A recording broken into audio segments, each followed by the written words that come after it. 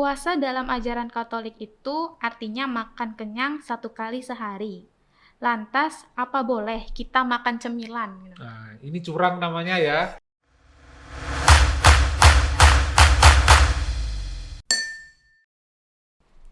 Halo Sobat Katolik, kembali lagi bersama saya Eci dalam podcast edisi Masa Prapaskah.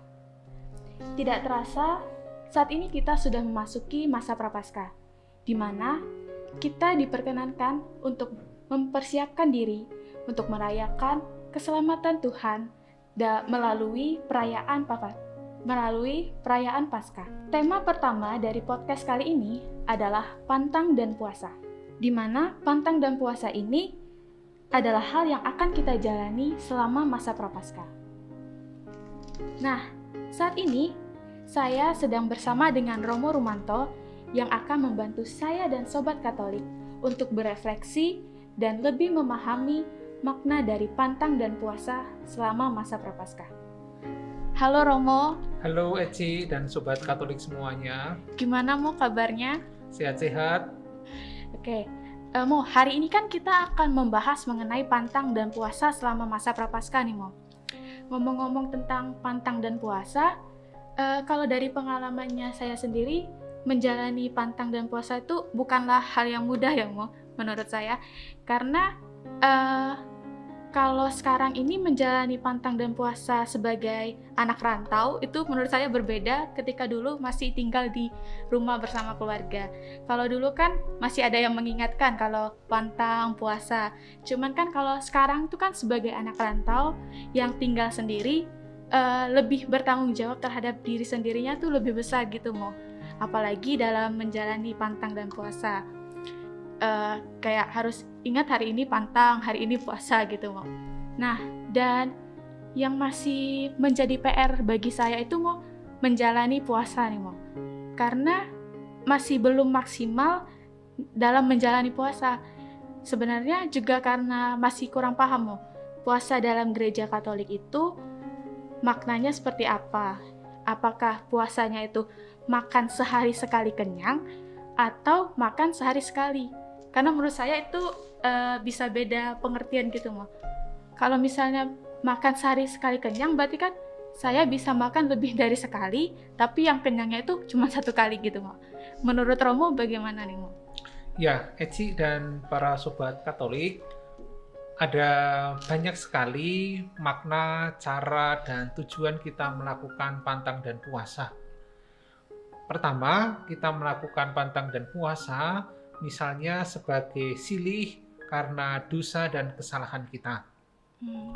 Kemudian yang kedua, kita melakukan pantang dan puasa karena kita punya permohonan atau niat tertentu. Saking kita inginnya, saking kita berniatnya, punya permohonan atau kita punya harapan tertentu, di samping kita berusaha dengan sungguh-sungguh, maka kita juga melengkapinya dengan pantang dan puasa. Kemudian yang ketiga, ya sebagai sebuah praktek bersama, ungkapan bersama dengan seluruh umat Katolik, misalnya dalam masa Prapaskah ini kita melakukan pantang dan puasa. Nah, paling tidak 3 hal ini, 3 alasan ini kita melakukan pantang dan puasa. Oh iya gitu ya Mo. Sebenarnya Mo, kenapa sih kita itu harus pantang dan puasa selama masa Prapaskah? Arti dari pantang dan puasa dalam gereja Katolik itu seperti apa gitu Mo? Nah, kenapa kita selama masa Prapaskah melakukan pantang dan puasa sebagai sebuah persiapan pribadi sekaligus persiapan bersama-sama merayakan pesta keselamatan umat manusia yang paling puncak, yaitu pada masa Paskah. Ya, persiapan untuk perayaan keselamatan yang paling puncak itu kita laksanakan dengan sungguh-sungguh dengan cara pantang dan puasa. Oh iya. Gini Mo, kan saat ini kita masih dalam pandemi COVID-19 nih. Gimana caranya kita berpantang dan puasa dalam kehidupan sehari-hari di tengah pandemi COVID ini Mo? Nah, tadi yang pertama dulu, kalau kita melaksanakan dalam masa Prapaskah, apakah pertanyaannya tadi, bagaimana cara pantang dan puasanya? Sederhana sekali. Yang ada di dalam peraturan itu sederhana sekali. Puasa hanya dilaksanakan 2 kali, yaitu pada waktu Rabu Abu dan Jumat Agung. Jadi selama 40 hari hanya 2 kali. Ya. Dan juga makan atau minumnya itu sederhana sekali, yaitu hanya makan kenyang 1 kali. Kalau biasanya kita makan itu 3 kali semuanya kenyang atau terlalu kenyang semua, ya. Sekarang kita makannya tetap 3 kali, tetapi yang kenyang hanya 1 kali, mau pagi atau siang atau malam.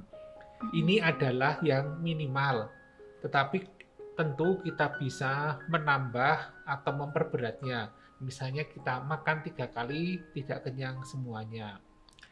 Nah, sementara pantangnya setiap hari Jumat. Nanti kalau Eci bertanya atau para sobat Katolik bertanya, apakah bisa menambah? Bisa. Ketentuan itu adalah ketentuan yang paling minimal. Maka kalau kita mau menambah atau memperberat, bisa. Tetapi jangan diperingan ya, karena itu sudah ringan. Ya, maksudnya kalau setiap Jumat kita mau berpuasa, artinya makan kenyangnya hanya 1 kali di antara 3 itu sangat boleh. Atau selama 40 hari kita berpuasa terus, jadi makan kenyangnya hanya 1 kali, yang lain tidak kenyang juga boleh. Ya, itu adalah niat pribadi masing-masing. Maka cara ngeceknya gampang. Nanti kalau selama 40 hari berat badan kita itu tambah tidak berkurang, ya berarti ini tidak melaksanakan pantang dan puasa gitu ya. Berarti kalau berkurang melaksanakan gitu ya, Mo. Nah, itu kan yang paling mudah. Iya. Romo, tadi kan saya sudah sempat menyampaikan nih pengalaman saya ketika menjalani pantang dan puasa. Kalau dari Romo sendiri nih, dalam menjalani pantang dan puasa itu, Romo bagaimana menjalaninya?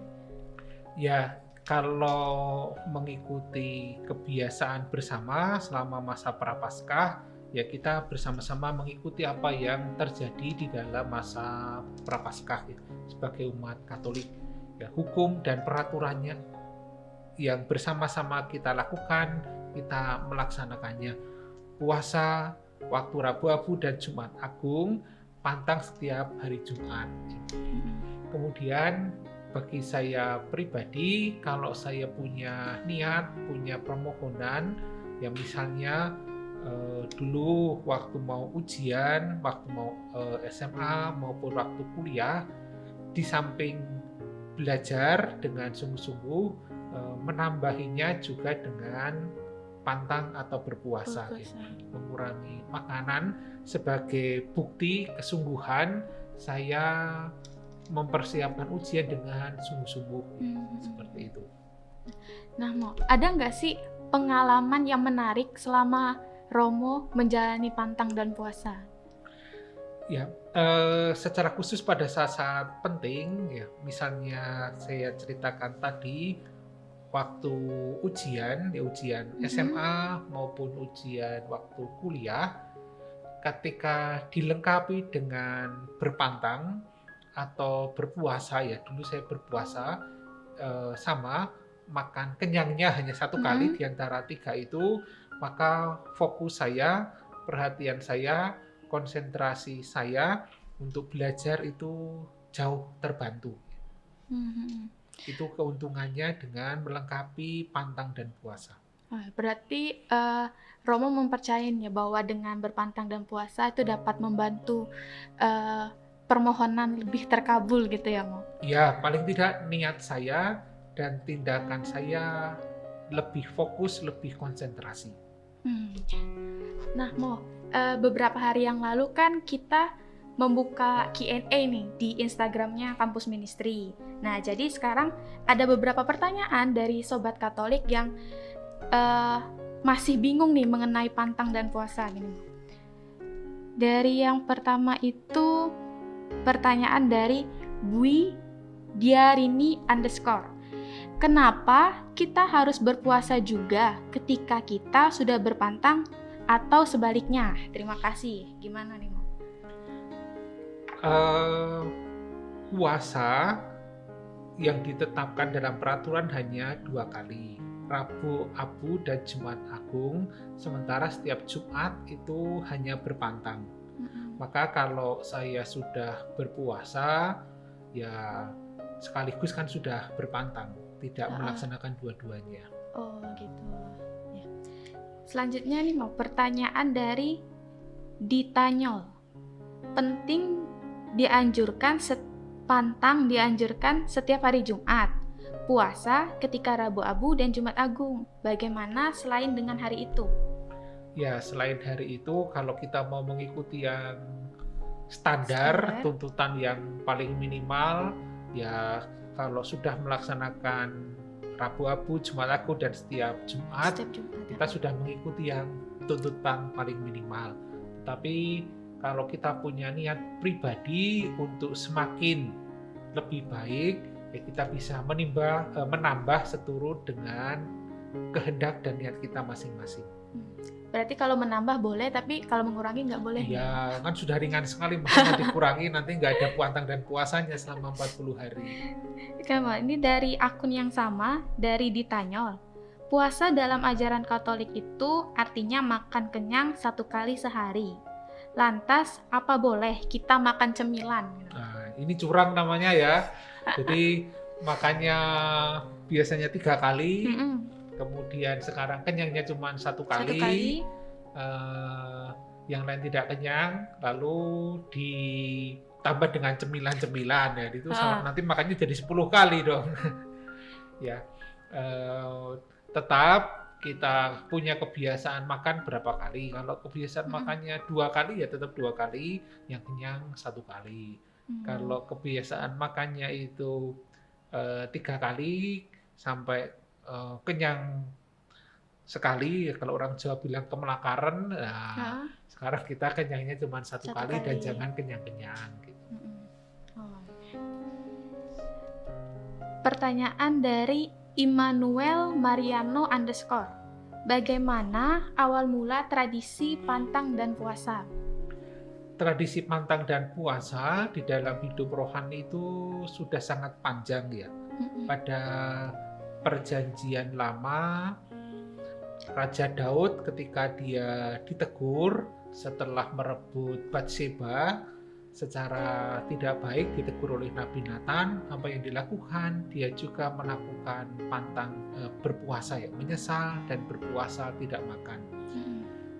Atau ketika Nabi Yunus dikirim Tuhan ke Niniwe untuk mewartakan pertobatan, apa yang dilakukan oleh orang-orang Niniwe?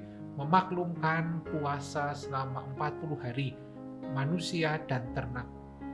Di dalam Perjanjian Baru, ya, Yesus juga pernah ditanya, kenapa murid-murid Yohanes berpantang dan berpuasa, tetapi murid-muridmu tidak? Yesus mengatakan, selama mempelai laki-laki masih ada, maka mereka tidak akan berpuasa. Nanti ketika mempelai laki-laki, yaitu Yesus sendiri, tidak ada, waktu dia mengalami sengsara, para murid juga berpuasa. Maka kebiasaan berpuasa sudah sejak lama. Dalam Perjanjian Lama, Perjanjian Baru, Gereja Perdana, sejarah gereja pasti juga sampai sekarang ini. Ya, tadi dengan 3 alasan yang tadi saya kemukakan di depan. Yang terakhir nih, mau pertanyaan dari Clemencia.yuc. Kak mau tanya, kalau misal saya lupa tidak puasa selama 40 hari itu, berdosa nggak? Nah, udah menyangkut dosa nih, Mo. Gimana, ya, Mo? Kalau lupa sungguh-sungguh, ya tidak bisa dikatakan sebagai tindakan dosa. Tetapi kalau 40 hari lupa, terus ya masa ya lupa ya? Itu bukan lupa ya, Mo, ya 40 hari. 40 hari. Tapi kalau pas lupa, oh ini hari Jumat atau saya lupa tidak pantang atau tidak puasa, ya saya bisa mencari gantinya besok begitu ya. Diingat-ingat dengan sungguh-sungguh ya, dengan dengan mengingat menjadi tanda saya sungguh-sungguh mau menjalani perbaikan dan perubahan hidup. Rasanya kok nggak mungkin ya kalau 40 hari lupa semua. Gitu. Berarti misalnya kalau Jumat di minggu pertama nggak pantang nih, itu bisa kita ganti di hari yang lain ya, Mo? Bisa. Ya. Nah, Mo, kan kita sedang menjalani pantang dan puasa nih. Kira-kira Romo ada kata-kata mutiara nggak bagi sobat-sobat Katolik nih, biar lebih semangat dalam menjalani pantang dan puasanya? Ya. Kita mengenal istilah yang sangat populer, no freelance ya. Tidak ada makan siang yang gratis. Artinya macam-macam. Salah satunya bisa kita maknai tidak ada sukses yang gratis. Tidak ada keberhasilan yang gratis. Pantang dan puasa membantu kita ya, selain mengatur soal makan dan minum, tapi juga mengatur hati dan pikiran kita untuk fokus, untuk konsentrasi atas apa yang sedang kita kerjakan. Karena tidak ada makan siang yang gratis, no freelance. Semua keberhasilan membutuhkan usaha, fokus, perhatian, kerja keras, kerja yang cerdas, dan dengan pantang dan puasa membantu kita semua untuk memiliki kondisi pikiran yang fokus, pikiran yang penuh perhatian, kerja keras, kerja cerdas, sehingga kita memperoleh keberhasilan. Jadi, Sobat Katolik, semoga dengan apa yang telah kita bicarakan, apa yang telah kita diskusikan saat ini dapat membantu Sobat Katolik dalam berefleksi dan lebih memahami makna dari pantang dan puasa itu sendiri, di mana kita sebagai umat beriman dapat bersungguh-sungguh menjalani pantang dan puasa sebagai kesempatan yang berharga bagi diri kita pribadi untuk mempersiapkan diri merayakan puncak karya penyelamatan Tuhan dalam perayaan Agung Paskah. Nah, Romo, terima kasih atas waktunya, atas sharingnya pada saat ini. Dan sekian dulu Sobat Katolik pembicaraan kita pada kali ini. Sampai ditemu di podcast selanjutnya di tema kedua, yaitu tentang pertobatan. Terima kasih. Terima kasih Eci dan para Sobat Katolik. Selamat memperbarui diri dan bertumbuh selama masa Prapaskah ini. Amin. Terima kasih Romo, terima kasih Sobat Katolik.